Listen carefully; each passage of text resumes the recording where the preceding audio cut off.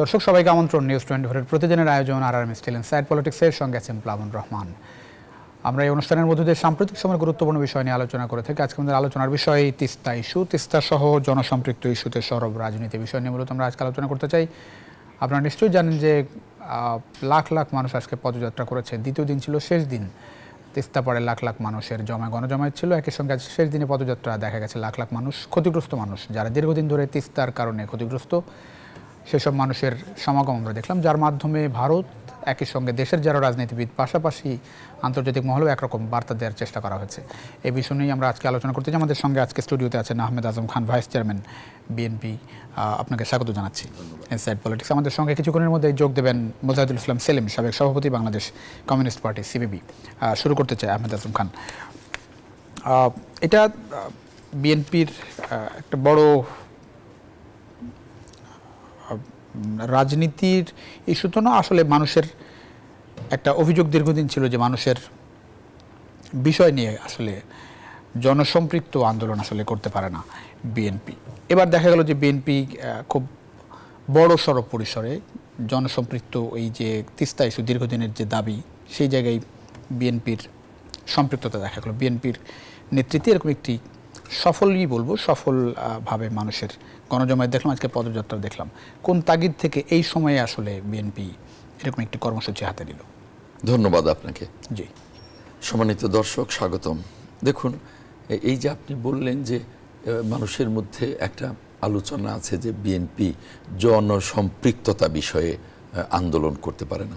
BNP আজ পর্যন্ত কোন জনসম্পৃক্ত বিষয়ে আন্দোলনটা করেনি? আপনি শেয়ার বাজার থেকে শুরু করে বাজার ব্যবস্থা থেকে শুরু করে কোন ইস্যুতে বিএনপির আন্দোলন ছিল না? প্রত্যেকটা ইস্যুতে বিএনপি আন্দোলন করেছে। তাহলে ধরেন এই বিষয়টা আসে কেন? মানে এটা কি আজকে খুব ইন্টেনশনালি বলা হয়? ইন্টেনশনালি বলা হয়, কারণ বিষয়টি এরকম যে ধরেন নির্বাচনের দাবিতে যতটা সরব বিএনপি, বা বিগত সময় আমরা দেখেছি যে খালেদা জিয়ার মুক্তির দাবিতে আন্দোলন, অ্যাক্টিং চেয়ারপারসন বিএনপি তারেক রহমানের বিষয়ে যতটা আন্দোলন, সেই সব জায়গায় নিত্য প্রয়োজনীয় দ্রব্যাদি, এবার আমরা দেখলাম নিত্য প্রয়োজনীয় দ্রব্যের মূল্য বৃদ্ধি বা নিয়ন্ত্রণের মধ্যে রাখার জন্য বিষয়টি রাখা হয়েছে। জেলায় জেলায় যে সমাবেশ, আমরা 75টা রাজনৈতিক জেলায় সমাবেশ শুরু করেছি। তো এখন বিষয় হলো সব বিষয়ে করি, কিন্তু বিষয়বস্তুর উপরে কিছু কিছু প্রেক্ষাপট নির্ভর করে। যেমন এই যে আপনি বললেন যে ম্যাডাম খালেদা জিয়ার মুক্তির দাবিতে, সেখানে একটা আলটিমেট হয়, কিন্তু বাজার দরে কি আলটিমেট করে কিছু করা যাবে? সেটা তো একটা প্রক্রিয়ার বিষয়। যেমন আমরা বিশাল সমাবেশ করেছি, অনেক বড় সড় আন্দোলন করেছি এই যে শেয়ার বাজারের মানুষ আত্মহত্যা পর্যন্ত করেছে এই শেয়ার বাজার লুটকে কেন্দ্র করে। আমরা কিন্তু সেগুলো করেছি, আমি নিজে সেই আন্দোলনগুলোতে সম্পৃক্ত ছিলাম। কিন্তু সমালোচনাকারীদের সমালোচনা তো থাকবেই। যাই হোক, আমি বিষয়বস্তুতে চলে আসতে চাই। তিস্তা রংপুর বিভাগের, যদিও তার এফেক্টটা সারা দেশে, কিন্তু রংপুর বিভাগের মানুষদেরকে নিঃস্ব করছে গত প্রায় 50 বছর। এবং এই তিস্তা নিয়ে 50 বছরই রংপুর বিভাগের মানুষেরা আন্দোলন করে আসছে।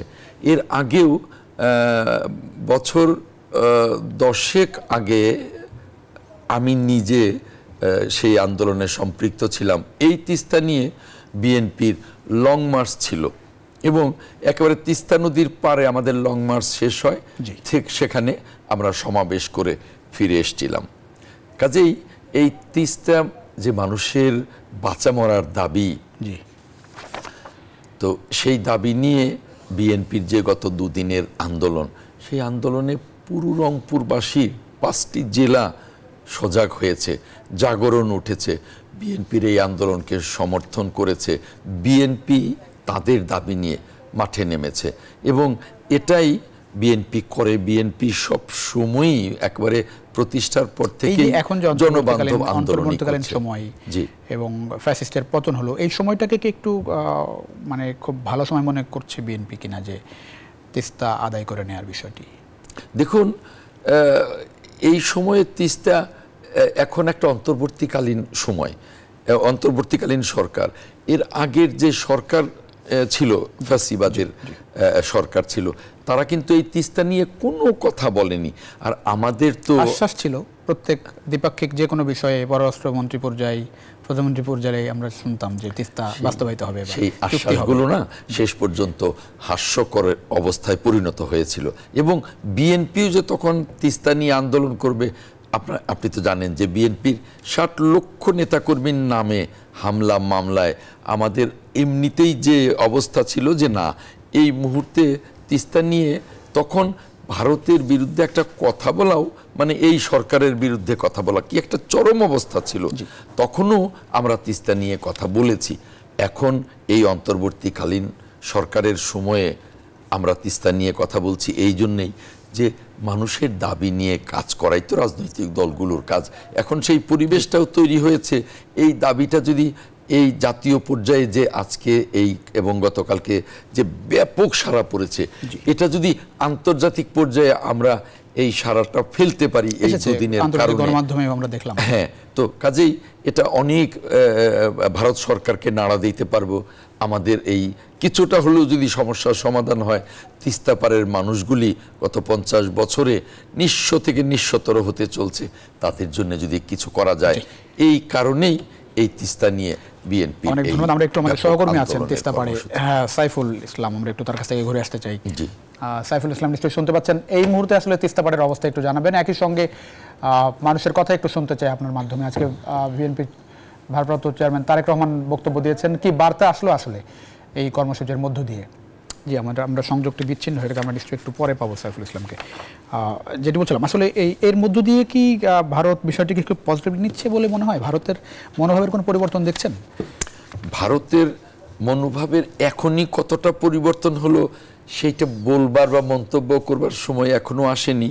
কিন্তু ভারত যে এই তিস্তা, একসময় ছিল ফারাক্কা, এবং বাংলাদেশের যে 54টি অভিন্ন নদী, এই 54টি নদীর পানির যে তারা হিস্সা আমাদেরকে ন্যায্যভাবে দিচ্ছে না, তারা যে উজানে পানি প্রত্যাহার করে নিচ্ছে, এই আপনার ফারাক্কার উজানে এই গজলডোবা থেকে শুরু করে 300টি জায়গায় তারা যে একটু লাইভে যেতে হচ্ছে, আমরা একটু ঢাকা বিশ্ববিদ্যালয়ে যেতে চাই। বিশ্ববিদ্যালয়ের ছাত্র আন্দোলনের পক্ষ থেকে ব্রিফ করা হচ্ছে।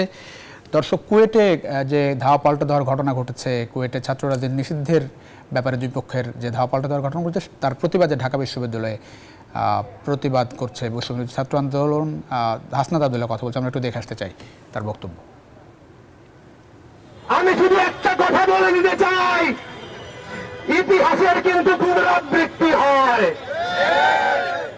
আমরা সেই 5ই আগস্ট বিকাল থেকেই কিন্তু দেখছি স্বাধীনতা এখনো আমাদের হাতে আসে নাই, কিন্তু আপনারা বাজার থেকে শুরু করে প্রত্যেকটা জায়গায় আপনাদের চাঁদাবাজি শুরু করে দিয়েছেন।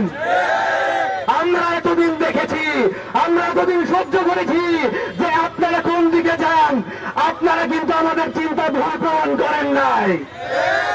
আমরা এটাই দেখতে যাচ্ছিলাম যে আপনারা কোন দিকে যান। আপনারা 5ই আগস্টের আগে আমাদের পাশে থেকে আমাদের সহযোদ্ধা হিসেবে ফ্যাসিস্টের বিরুদ্ধে আন্দোলন করেছেন, কিন্তু এখন তো আমাদের কাছে আপনাদের ইন্টেনশন নিয়ে প্রশ্ন উঠতেছে। আমার বন্ধু, আমার প্রিয় বন্ধু কুয়েটের, তার পা আপনারা ভেঙে দিয়েছেন। আমরা দেখেছি ঠিক একইভাবে যেভাবে 15 জুলাই ঢাকা বিশ্ববিদ্যালয়ের বুকে নেমে এসেছিল, সেটা আস্তে আস্তে প্রত্যেকটা বিশ্ববিদ্যালয়ে হয়তো নেমে আসবে। আমরা তাই সময় থাকতে আপনাদেরকে হুঁশিয়ারি করে দিতে চাই, জুলাই কিন্তু শেষ হয় নাই, এবং যে প্রশাসন রয়েছে তারা অতি দ্রুত এর বিচার করবে, এই আশা রেখে। এই দর্শক, আমরা শুনছিলাম আসলে প্রতিবাদ সমাবেশ হচ্ছে ঢাকা বিশ্ববিদ্যালয়ের কুয়েটের ঘটনায়। আমরা হাসনাত আব্দুল্লাহর বক্তব্য নিশ্চয়ই সরাসরি দেখাতে পারবো আপনাদেরকে পরবর্তীতে। হাসনাত আব্দুল্লাহ যখন বক্তব্য দেবেন, আমরা একটু ফিরছি স্টুডিওতে। আহমেদ আজম খান যেটা বলছিলেন, আমরা একটু জানতে চাই যে ভারতের, আমরা দু একটি গণমাধ্যমে যেটা দেখলাম যে ভারত বিষয়টিকে দেখছে যে চীন এবং বাংলাদেশ মিলে ভারতকে বিপাকে ফেলতে চায় তিস্তা ইস্যু নিয়ে। দেখুন, ভারতকে বিপদে ফেলা আমাদের কোনো উদ্দেশ্য নয়, না বিএনপির উদ্দেশ্য, না অন্তর্বর্তীকালীন সরকারের উদ্দেশ্য, কারোর উদ্দেশ্য নয়। এই তিস্তা ইস্যুটা আমাদের প্রাণের দাবি। এখানে রংপুর বিভাগের 5টি জেলা সরাসরি এফেক্টেড, তারা এই 50 বছরে নিঃস্ব থেকে নিঃস্বতর। আর সারা বাংলাদেশও কিন্তু এই ইস্যুতে এফেক্টেড। আজকে আপনি দেখেন বাংলাদেশের সমস্ত নদ নদী শুকিয়ে যাওয়ার পথে। এটা তিস্তার কারণে, এটা ফারাক্কার কারণে, এটা 54টি অভিন্ন নদীর পানি তারা উজানে যেভাবে প্রত্যাহার করে নিচ্ছে সে কারণে। কাজেই এই আন্দোলনটা আমাদের ভারতের কাছ থেকে আমাদের ন্যায্য হিসাব পাওনার দাবিতে, ভারতকে আদৌ বিপদে ফেলার দাবিতে নয়, বা ওই চায়নাকে খুশি করবার জন্যেও নয়। আমরা আমাদের দেশটাকে নিয়ে ভালো থাকতে চাই। তাতে ভারতের সাথে, চায়নার সাথে এবং অন্যান্য রাষ্ট্রের সাথে আমাদের কোনো বৈরিতা নেই। এখানে তারা যদি সেটা মনে করে সেটা হবে দুঃখজনক। আমরা মনে করি যে ভারতের বোঝা উচিত যে তিস্তার কারণে কি অবস্থাটা হচ্ছে। এর আগে আপনি জানুন যে সিলেটের যে ওই যে ভারতের যে ড্যামটা ভারত সীমানায় করলো, সেই ড্যামের কারণে আমাদের সিলেটের যে সিলেট অ্যাফেক্টেড। এই প্রত্যেকটা বাংলাদেশের 3 দিকেই তো ভারত, তারা যেভাবে আমাদের বিভিন্নভাবে আমাদেরকে কষ্ট দিচ্ছে, তাদের কারণে আমাদের যে অবস্থাটা, যে পরিবেশের বিপর্যয় আস্তে আস্তে হচ্ছে, এটার থেকে আমরা বাঁচতে চাই।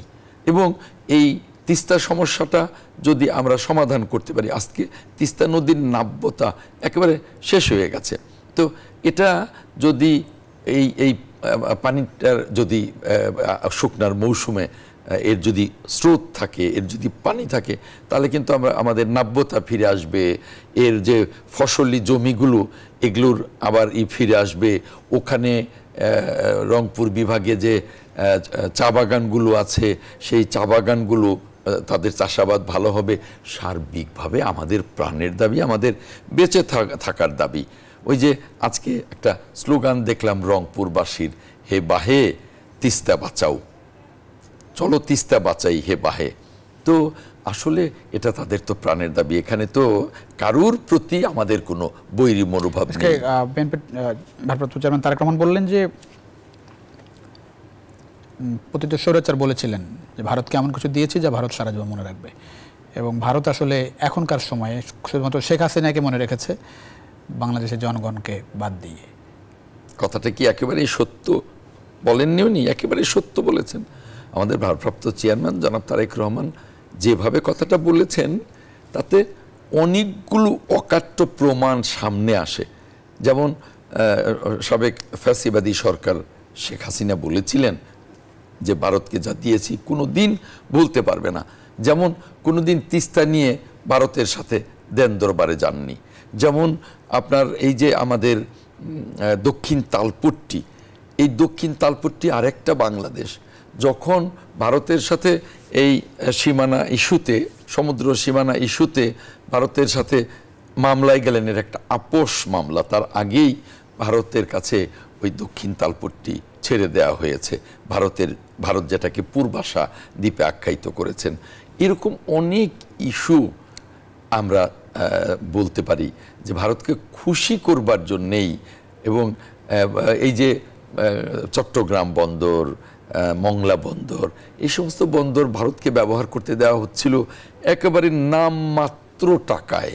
এটা কোনো টাকাই না, বরং মন্ত্রী বলেছিলেন যে তাদেরকে ভারতকে এই বন্দর ব্যবহার করতে দিয়ে আমরা টাকা চাইবো। এটা কি আমাদের, এটা একটা ভদ্রতায় বাধে না? এই আওয়ামী লীগের মন্ত্রী বলেছিলেন, সম্ভবত কোন মন্ত্রী, পররাষ্ট্রমন্ত্রী বা কোনো একজন মন্ত্রী। তো তাহলে এগুলো তো আমাদের সামনে আছে। কাজে আমাদের নেতা তারেক রহমান যে বলেছেন যে শুধুমাত্রই হাসিনার কথাই মনে রেখেছে, হাসিনাকে আশ্রয় দিয়েছে ভারত, বাংলাদেশের জনগণের সাথে ভারত বন্ধুত্ব করবার চেষ্টাও করেনি, এখনও বাংলাদেশের অবস্থাকে ভারত অনুভব করছে না।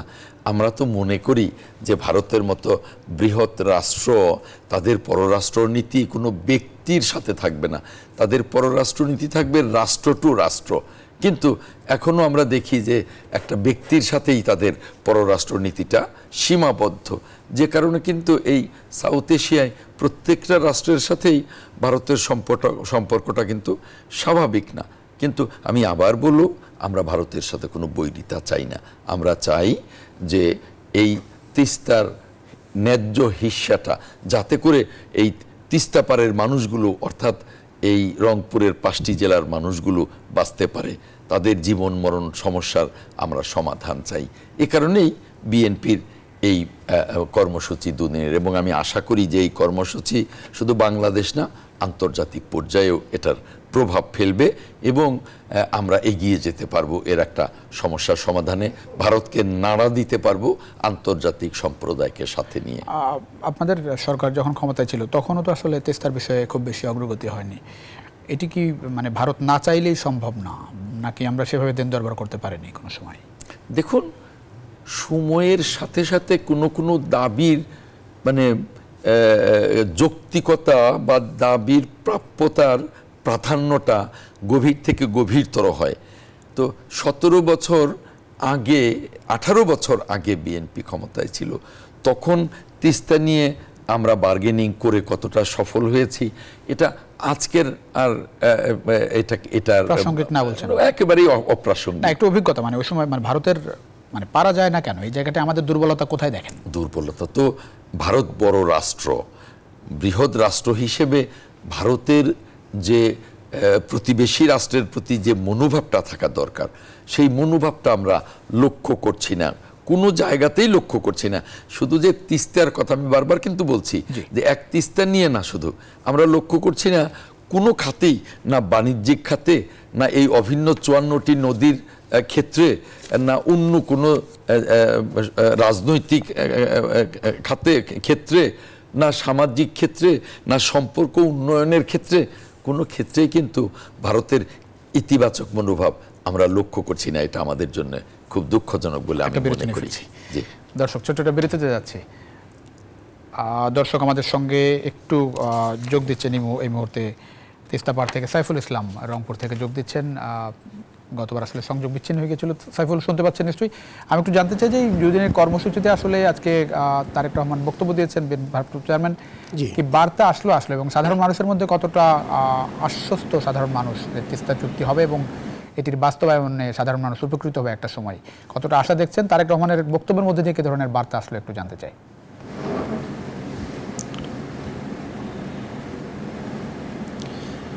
প্লাবন, আজকে বিএনপির ভারপ্রাপ্ত চেয়ারম্যান তারেক রহমান যে 11টি পয়েন্টে তিনি একযোগে বক্তব্য রেখেছেন ভার্চুয়ালি যুক্ত হয়ে, সেখানে তিনি কিন্তু স্পষ্ট করে বলেছেন বিএনপি যদি ক্ষমতায় যায় তাহলে এই তিস্তা যে মেগা প্রকল্প সেটি বাস্তবায়ন করা হবে।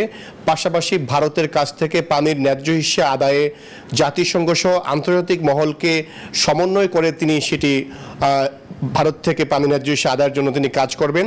এবং তিনি একটি বিষয় স্পষ্ট করে বলেছেন, ভারত বড় রাষ্ট্র হিসেবে বন্ধুত্বমূলক যে সম্পর্ক আমাদের সাথে বজায় রাখা দরকার সেটি কিন্তু রাখছে না, এবং ভারত একতরফাভাবে কিন্তু তিস্তার পানি তাদের স্বার্থে যারা কিন্তু ব্যবহার করছে। বর্ষা মৌসুমে পানি ছেড়ে দিয়ে এই তিস্তা পাড়ের 5টি জেলার মানুষকে বছরের পর বছর তারা দুর্দশা দুঃখ দিয়ে আসছে, এবং অন্যদিকে কিন্তু শুষ্ক মৌসুমে পানি আটকে রেখে কিন্তু এই অঞ্চলের মানুষকে কিন্তু তারা একটা বিপদে ফেলছে। এবং আমি লক্ষ্য করেছি আজকে এই তিস্তা পাড়ের যে 11টি পয়েন্টে কর্মসূচি ছিল, সেখানকার সাধারণ মানুষ কিন্তু বলছে এই 2 দিনের কর্মসূচি কোনো দলীয় কর্মসূচি নয়, এটি হচ্ছে তাদের বেঁচে থাকার আন্দোলন, এটি হচ্ছে তাদের অস্তিত্বের প্রশ্নের একটি আন্দোলন। এবং প্রত্যেকে কিন্তু বলছে বছরের পর বছর ভারতের যে পানি আগ্রাসন, সেই আগ্রাসনের কারণে এই 5টি জেলার মানুষের জীবন জীবিকার উপর কিন্তু একটি নেতিবাচক প্রভাব পড়েছে। তারা বলছেন তিস্তা একটা সময় ছিল এই অঞ্চলের, বিশেষ করে উত্তরবঙ্গের জন্য একটি আশীর্বাদের নাম, কিন্তু এই পানি আগ্রাসনের কারণে এখন কিন্তু তিস্তা এই অঞ্চলের মানুষের জন্য একটি দুঃখের নাম বা একটি অভিশাপ হিসেবে পরিলক্ষিত হচ্ছে। আমি আজকে নিজ চোখে যেটি লক্ষ্য করেছি এই তিস্তার পারে, আমি কিন্তু দেখেছি যে তিস্তার যে নদী, সেই নদীটি কিন্তু এখন একটি ছোট খালে পরিণত হয়েছে, এবং তিস্তা যে সেতু রয়েছে লালমনিরহাট এবং রংপুরকে সংযোগকারী যে সেতুটি, সেই সেতুটির নিচে আমি লক্ষ্য করেছি একটি ধুধু বালুচরের মতো অবস্থা, একটু মরুভূমির মতো কিন্তু দেখেছি। এবং সেই নদীটির যে অবস্থা, আমি আপনাকে যদি বলি যে নাব্যতার সংকট, একদম একজন মানুষ কিন্তু যখন পানিতে নেমেছে তখন দেখেছি যে একটু হাঁটু সমান পানি। একটি নদীর আসলে এই যে একটি অবস্থা, একটি মানে একটি নদীকে আসলে মেরে ফেলা, তার জন্য কিন্তু অবশ্যই কিন্তু একটি ভারতের দায় রয়েছে। ভারত যদি প্রতিবেশী হিসেবে বাংলাদেশকে যদি সঠিকভাবে তিস্তা পানির ন্যায্য হিস্সা দিত, সেটা কিন্তু হতো না। আজকের সমাবেশ থেকে বিএনপির ভারপ্রাপ্ত চেয়ারম্যান তারেক রহমান এই বিষয়গুলো কিন্তু তিনি স্পষ্ট করে উল্লেখ করেছেন, এবং আমি দেখেছি সাধারণ মানুষ যারা রয়েছে তারা আশ্বস্ত হয়েছেন। তারেক রহমান যখন বক্তব্য দিচ্ছিলেন তখন সবাই কিন্তু সমস্বরে তারেক রহমানের বক্তব্যকে সমর্থন জানাচ্ছিলেন, এবং সেখানে তারেক রহমান আরও বলেছেন তিস্তা যে মেগা প্রকল্প রয়েছে সেই মেগা প্রকল্পটি আসলে তিস্তা পাড়ের যে 5টি জেলার মানুষ তাদের মতামতের ভিত্তিতে আসলে বাস্তবায়ন করতে হবে, এবং সেই প্রকল্পটি হবে এই অঞ্চলের মানুষের জন্য একটি আশীর্বাদ স্বরূপ, এবং এই অঞ্চল যেটি পিছিয়ে পড়েছে সেটি যাতে আর না হয়, এবং মানুষের কর্মসংস্থান তৈরি হয়, শিল্প প্রতিষ্ঠান গড়ে ওঠে, এবং তিস্তা নদী কেন্দ্রিক যে জীবন জীবিকা রয়েছে, মানুষের পেশা রয়েছে মানুষের, সেগুলো যাতে আবারও আগের মতো হয় সেই বিষয়ে কিন্তু তারেক রহমান জোর দিয়েছেন। এবং আপনার মাধ্যমে আমি আরেকটি বিষয় জানিয়ে রাখি, আজকের যে আন্দোলনটি ছিল সেটি কিন্তু আসলে তিস্তা নদী রক্ষা আন্দোলনের ব্যানারে ছিল, এবং সেই আন্দোলনে নানা শ্রেণী পেশার মানুষ যেমন যুক্ত হয়েছিল, বিভিন্ন রাজনৈতিক দলের নেতাকর্মীরা কিন্তু যুক্ত হয়েছিল, এবং সামাজিক সাংস্কৃতিক সংগঠনের নেতাকর্মীরা যুক্ত হয়েছিল। তো প্লাবন, এই ছিল আমার কাছে রংপুর থেকে আজকের যে টানা 2 দিনের আন্দোলন ছিল তিস্তা নদী রক্ষা আন্দোলনের, সেই আন্দোলনের সর্বশেষ। জি আহমেদ হাসান খান, ছোট্ট একটা বিরতিতে যাব আমরা। বিরতির পরে নিশ্চয়ই আপনার কাছে ফিরছি বিস্তারিত আলোচনা নিয়ে। দর্শক, ছোট্ট একটা বিরতির সময় হয়েছে আরআরএম স্টাইল ইনসাইড পলিটিক্সে। কিছুক্ষণের মধ্যে ফিরছি, আশা করি সঙ্গে পাচ্ছি আপনাদের বিরতির পর। দর্শক, আবারও স্বাগত আরআরএম স্টাইল ইনসাইড পলিটিক্সের সঙ্গে আছেন প্লাবন রহমান। আমরা কথা বলছিলাম তিস্তা ইস্যু নিয়ে। আপনারা জানেন যে তিস্তাতে 2 দিনব্যাপী কর্মসূচি গেল, সেখানে লাখ লাখ মানুষের পদযাত্রা দেখলাম, গণজমায়েত দেখলাম। সে বিষয়ে মূলত আমরা কথা বলছি। একই সঙ্গে আজকে বিএনপির ভারপ্রাপ্ত চেয়ারম্যান তারেক রহমান তিনি বক্তব্য রেখেছেন, এবং তিনি বলেছেন যে ভারত আসলে অবন্ধুসুলভ আচরণ করছে, প্রতিবেশীসুলভ নয়। বিষয় নিয়ে মূলত আমরা কথা বলছিলাম। আহমেদ আজম খান আমাদের সঙ্গে আছেন, ভাইস চেয়ারম্যান বিএনপি। একই সঙ্গে আমাদের সঙ্গে যোগ দিয়েছেন এই মুহূর্তে মোজাহিদুল ইসলাম সেলিম, সাবেক সভাপতি Bangladesh communist party CPB. Selim ভাই, স্বাগত জানাচ্ছি পলিটিক্সে। আপনার কাছে আসতে আমরা বিরতির আগে আলোচনা করছিলাম আসলে তিস্তা বিষয়ে। 2 দিনব্যাপী কর্মসূচি দেখলেন, রংপুরে লাখো মানুষের আমরা গণজমায়েত দেখলাম।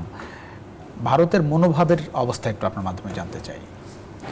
ধন্যবাদ। আমার আসতে একটু বিলম্ব হলো, এটার জন্য আমি দুঃখ প্রকাশ করছি। ভারত নিয়ে আলোচনা কেবলমাত্র তিস্তা কেন্দ্রিক আলোচনা দিয়ে এটা পূর্ণ হয় না। ভারত আমাদের প্রতিবেশী দেশ,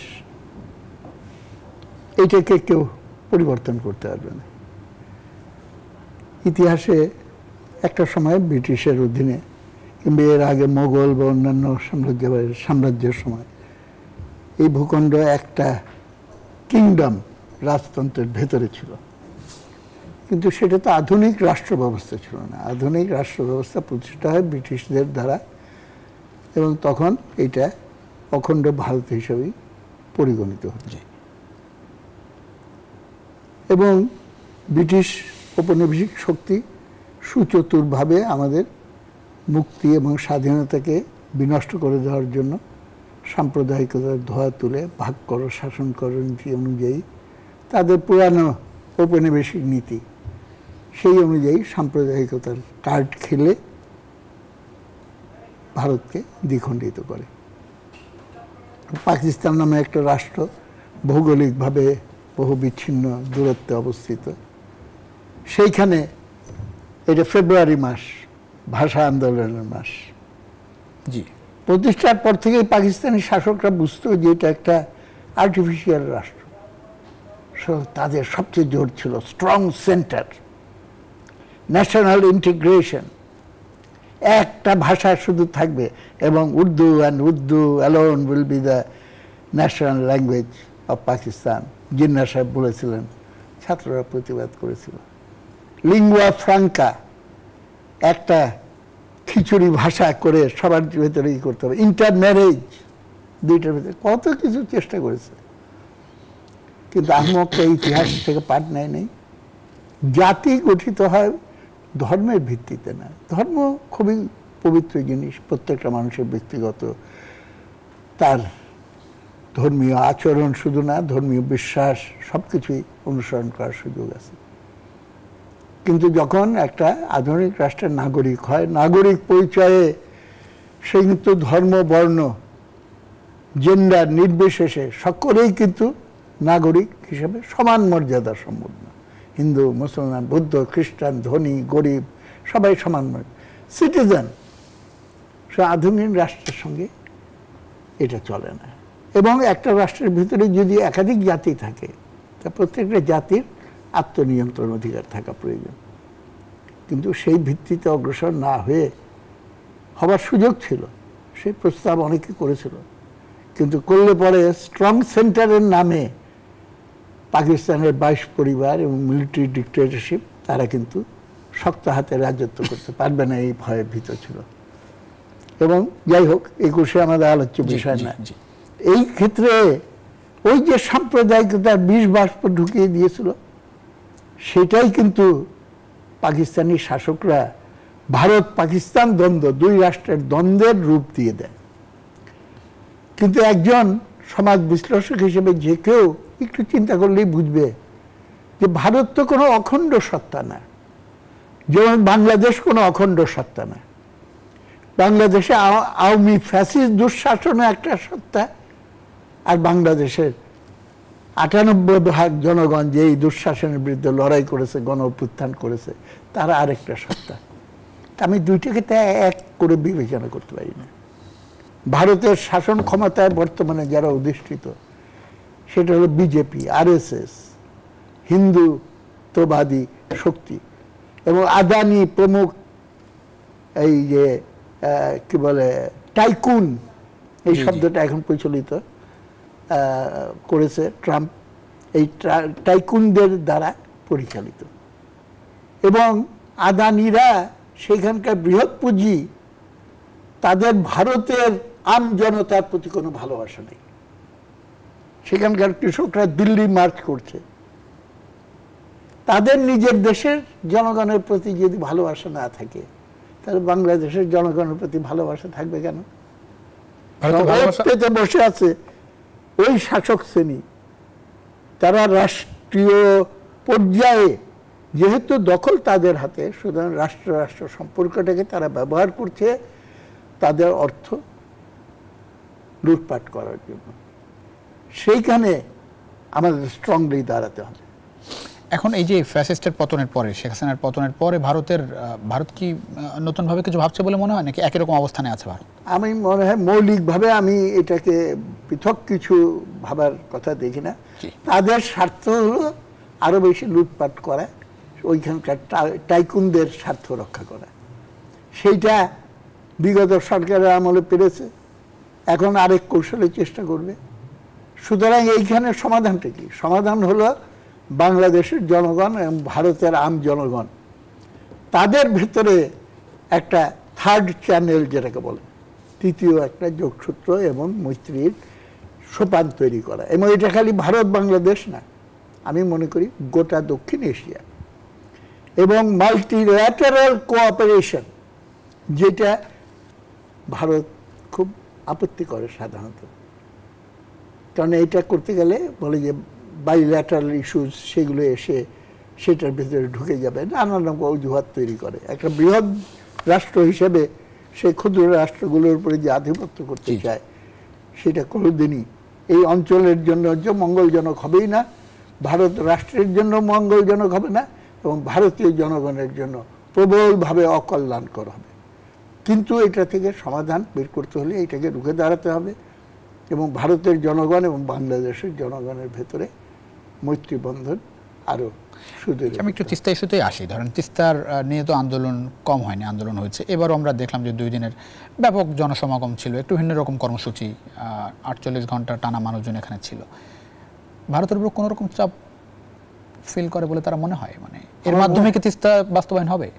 না, এটা তো হলো আপনার প্র্যাগম্যাটিক বিষয় না, এটা কতগুলো নীতিগত বিষয়। জি জি, এই সম্পর্কে আন্তর্জাতিক আইনও আছে যে একটা নদী যদি একাধিক দেশের ভেতর দিয়ে প্রবাহিত হয়, তাহলে সেই পানি বন্টনের নীতিমালা কি হবে, এবং জাতিসংঘের সেই নীতিমালায় একটা দেশ আরেকবার সই করলে পরে এটা কিন্তু ইমপ্লিমেন্টেড করতে বাধ্য। দুর্ভাগ্যজনক আমাদের বিগত সরকার, আওয়ামী লীগ সরকার তো বটেই, তার আগের সরকার বা কোনো সময় ওইটা স্বাক্ষরটা বাদ ছিল। ওইটা হয়ে গেলে পরে আমরা কিন্তু জাতিসংঘের ওই সনদটাকে আমরা কাজে লাগাতে পারতাম। সেখানে বলা আছে যে একাধিক দেশের ভিতরে যদি প্রবাহিত হয়, প্রথম কাজ হলো ওই নদীর যেই পানিটুকু দাবি সেইটাকে সংরক্ষণ করতে হবে। আর বাকি পানির অংশটা যখন নাকি ড্রাই সিজন হয় এবং সেই সময় যেই পরিমাণে প্রপোর্শনেট পানি বিভিন্ন দেশের ভেতরে প্রবাহিত হয় সেটা ইনশিওর করতে হবে। এর অতিরিক্ত এবং without the consent of the মানে নিচের দিকের ভাটিতে যেই দেশ আছে তার অনুমতি ছাড়া উজানে কোনো বাদ দেওয়া বা কোনো কনস্ট্রাকশন করা চলবে না। এই ধরনের কতগুলো বিধিবিধান আছে।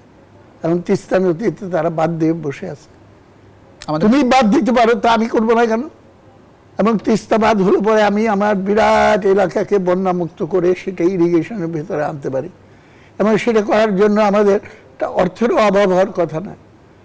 গণচীন তারা সাহায্যের হাত সম্প্রসারিত করেছে। এখন যদি একটা হিংসার বশবর্তী হয়ে বা কোনো স্ট্র্যাটেজিক ভাবনা অনেকে বলে থাকে যে এটা চীন করছে এইখানে তার সৈন্য মোতায়েন করার জন্য এবং চিকেন নেক যেটা শিলিগুড়ির ওই জায়গাটায় যাতে যে কোনো সময় চীন ইন্টারভিন করতে পারে সেই উদ্দেশ্যে। আমার মনে হয় এটা অহেতুক একটা জুজুর ভয় দেখানো, যেভাবে বিভিন্ন সময় আমাদের জুজুর ভয় দেখানো হয়। সুতরাং তোমরা করো না কেন? তাহলে তোমরা করলে রূপপুরে প্রজেক্ট, যেখানে ময়লা কয়লা এনে অস্ট্রেলিয়া থেকে সেখানে পাওয়ার প্ল্যান্ট করে আমাদের সমস্ত সুন্দরবনের নদীটাকে দূষিত করে পরিবেশ প্রকৃতিকে ধ্বংস করার জন্য চেষ্টা করছে। সুতরাং গোটা ব্যাপারটা আমি যদি জাতিসংঘের আইন বা আন্তর্জাতিকভাবে যে প্রতিষ্ঠিত বিধিমালা এইগুলো যদি বিবেচনা করি, সৎ প্রতিবেশী সুলভ সম্পর্কের নৈতিক বিবেচনা যদি করি, কিংবা আমাদের খালি নাকের সামনের বর্তমানের সংকীর্ণ স্বার্থ না, আমার এই এলাকার ভবিষ্যতের সামগ্রিক উন্নয়ন, অপুষ্টি, নিরক্ষরতা, দারিদ্র্য, অপরাধ প্রবণতা, কত রকম সমস্যা আমাদের সাধারণ সমস্যা একসঙ্গে সম্মিলিত প্রচেষ্টায় আমরা কিন্তু একটা বিশাল শক্তিতে পরিণত। সেলিম ভাই, একটা হচ্ছে যে ভারত তো বাংলাদেশকে তার প্রাপ্য সুবিধা থেকে বঞ্চিত করছে দীর্ঘদিন ধরে এবং সেখানে লাখ লাখ কোটি কোটি মানুষ আসলে ক্ষতিগ্রস্ত। সেই জায়গায় বাংলাদেশের যেহেতু দ্বিপাক্ষিকভাবে বিষয়টি সমাধান হচ্ছে না, আন্তর্জাতিক আদালতে যাওয়ার সুযোগ আছে কিনা, মানে সেই জায়গাটাই কোনো কাজ? আন্তর্জাতিক অবশ্যই যাওয়ার সুযোগ আছে, এটা খালি আদালতে যাওয়ার ব্যাপার না। এটা তো নানা ধরনের ডিপ্লোম্যাটিক এফোর্টস কিন্তু দেওয়ার যথেষ্ট সুযোগ আছে। সবটাই আমাদের বিবেচনার ভিতরে রাখতে হবে। কিন্তু আন্তর্জাতিক আইন আদালতে যেতে গেলে পরে আপনার যেই জাতিসংঘের যেটা কনভেনশন, যেটা স্বাক্ষর না হলে পরে সেটা কার্যকর হয় না। এই ধরনের কতগুলো অ্যাসপেক্ট কিন্তু বিবেচনা করা দরকার এবং এইটা নিয়ে খুবই মনোযোগ দিয়ে আমাদের বর্তমানে গণ অভ্যুত্থানের ভেতর দিয়ে যে সরকার এসেছে সেইগুলো এই দিক সেদিক ঘোরাফেরা করছে। কিংস পার্টি কীভাবে করা যায় এটা নিয়ে ব্যস্ত। হ্যাঁ, ওই যে মগবাজারে কী জানো এটা বিল্ডিং, রূপায়ণ বিল্ডিংয়ে কার অফিস দেওয়া যাবে, মার্সিডিজ গাড়িতে কে ঘুরে বেরিয়ে হেলিকপ্টারে বেরিয়ে পার্টি করেছে, এইসব নিয়ে ব্যস্ত হয়ে গেছে। এবং কিভাবে বইমেলায় কার বই আটক করবে, কার উপরে হামলা চালাবে, এইগুলো নিয়ে ব্যস্ত হয়ে গেছে। আমরা একটু খুলনায় যেতে চাই। খুলনায় কুয়েটে ধাওয়া পাল্টা ধাওয়া চলছে ছাত্রদল এবং বৈষম্যবিরোধী ছাত্র আন্দোলনের মধ্যে। আমরা একটু আমাদের সহকর্মী আছেন শামসুজ্জামান শাহিন, আমি একটু তার কাছে ঘুরে আসতে চাই। শামসুজ্জামান শাহিন, একটু বাস্তবতা বলবেন, এই রাতে কি অবস্থা কুয়েটের? শিববাড়ি মোড়ে যতটুকু জানি আমরা ধাওয়া পাল্টা। ধন্যবাদ আপনাকে। আপনি জানেন যে কুয়েটের সংঘর্ষের ঘটনায় এই মুহূর্তে খুলনার শিববাড়ি যে মোড়টি আছে সেই মোড়টিতে বৈষম্য বিরোধী ছাত্র আন্দোলন এবং ছাত্রদল যুবদল পৃথকভাবে অবস্থান গ্রহণ করেছে এবং একটা উত্তেজনাকর পরিস্থিতি এখানে বিরাজ করছে। প্রশাসনের লোকজন তারা চেষ্টা চালাচ্ছে দুই পক্ষকে নিবৃত করার জন্য।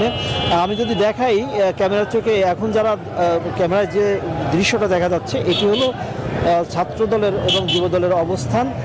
ঠিক তার উল্টো পাশে হোটেল টাইগার গার্ডেনের সামনে সেখানে অবস্থান নিয়েছে বৈষম্য বিরোধী ছাত্র আন্দোলনের নেতাকর্মীরা। তারা ইতিমধ্যে মশাল জ্বালিয়েছে। আমি যদি একটু দেখাই যে বৈষম্য বিরোধী ছাত্র আন্দোলনের যে যারা আছেন তারা ইতিমধ্যে কেডি এভিনিউর যে সড়কটি আছে টাইগার গার্ডেনের ঠিক সামনে তারা মশাল জ্বালিয়েছে এবং মশাল জ্বালিয়ে তারা সেখানে বিক্ষোভ করছে। অর্থাৎ দুই পক্ষের মধ্যে একটি রোড ডিভাইডার মাত্র পার্থক্য।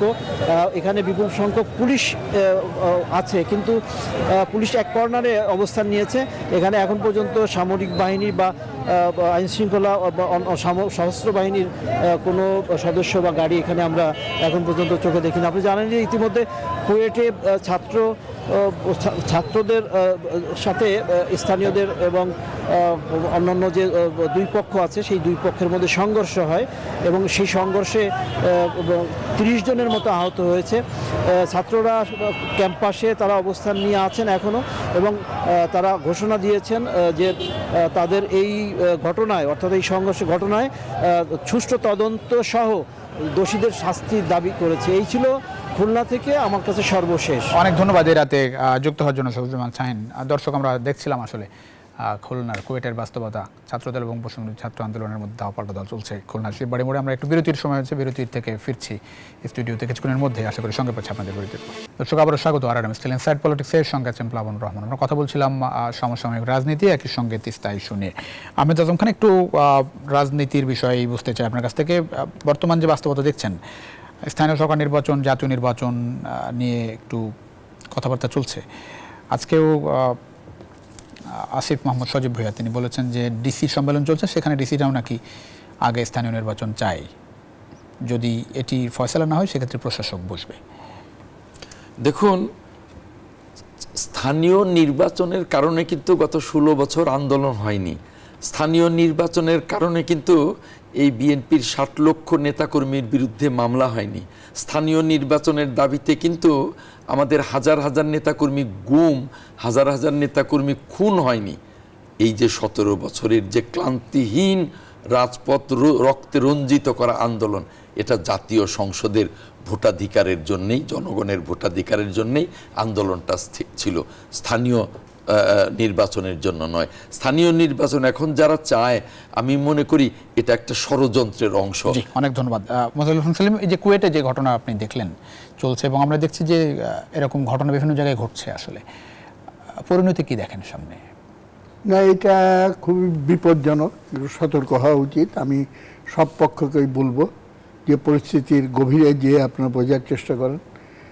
এইখানে নানা মহল থেকে উস্কানি দেওয়া হচ্ছে নানা কারণে। এইখানে মতাদর্শগত এবং রাজনৈতিক মত পার্থক্যটা হয়তো প্রধান নয়, এটা হলো প্র্যাগমেটিক্যালি যার যার রাজনৈতিক সুবিধার জন্য এই ধরনের পরিস্থিতি সৃষ্টি করার চেষ্টা হতে পারে। একটা তো আমরা প্রথমে বুঝে নিই, আমরা দেখছি ধরেন ছাত্র দল বলা হচ্ছে, ওইদিকে বৈষম্যবিরোধী ছাত্র আন্দোলন, কোনো না কোনো অজুহাত বের করে যারা নির্বাচন দীর্ঘায়িত করে ততদিন পর্যন্ত এটা টেনে নিয়ে যেতে চায় যতদিন না কিংস পার্টি তৈরি হয়। কারণ আলটিমেটলি তো পলিটিক্সে আসতে হবে। শুধু আমার রাজনৈতিক দল যদি না থাকে, ওর জন্য হয়তো সংস্কারের অজুহাত কিংবা স্থানীয় নির্বাচনের অজুহাত কিংবা হানাহানির অজুহাত, পরিস্থিতি নাই এইরকম অজুহাত তৈরি করার জন্য এগুলো ব্যবহার হতে পারে। এই আশঙ্কাটা খালি আমি প্রকাশ করলাম। কিন্তু এই ব্যাপারে যদি সতর্ক হয়ে, আমি বলবো যেটা ছাত্র বলা হয়, ছাত্র সমাজ কিন্তু এখন মাঠে নেই। ছাত্র সমাজের নেতা বলে দাবিদার কিছু গোষ্ঠী, কিছু ব্যক্তিগতভাবে ছাত্র বা প্রাক্তন ছাত্র, তারা হয়তো বৈষম্য বিরোধী সমন্বয়ক হিসেবে কতগুলো পদক্ষেপ নিচ্ছে, কথাবার্তা বলছে।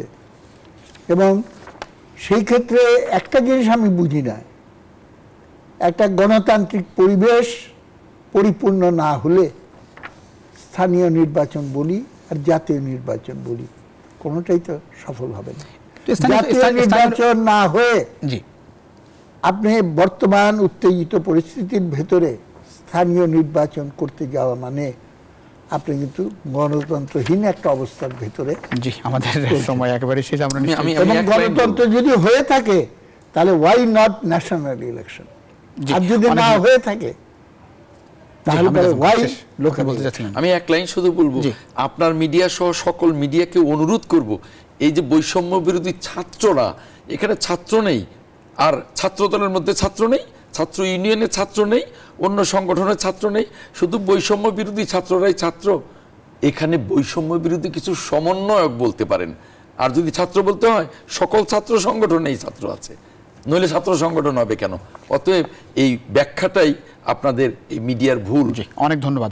আমরা নিশ্চয়ই পরবর্তীতে বিষয়গুলো নিয়ে বিস্তারিত আলোচনার সুযোগ হবে। অনেক ধন্যবাদ দুজনকেই এই রাতে আপনাদের মূল্যবান সময় দেওয়ার জন্য। দর্শক, এই ছিল আজকের ইনসাইড পলিটিক্স। দেখাবেন নিশ্চয় অন্য সময়। সে পর্যন্ত ভালো থাকবেন সবাই। আশা করি নিউজ 24 সঙ্গে থাকবেন।